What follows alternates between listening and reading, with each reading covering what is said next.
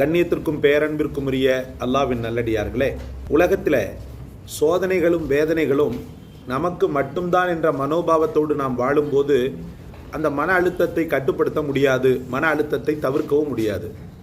இந்த சோதனைகள் எல்லோருக்குமானது தானே.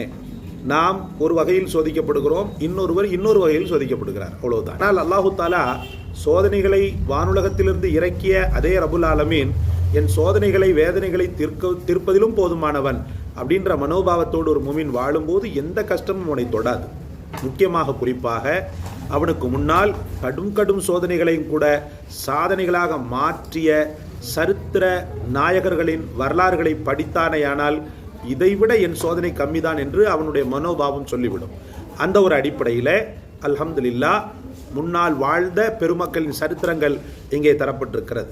பிளே பட்டனை அமிழ்த்தி முழு காணொளியும் கண்டு எல்லாம் வல்ல இறைவனின் மிகச்சிறந்த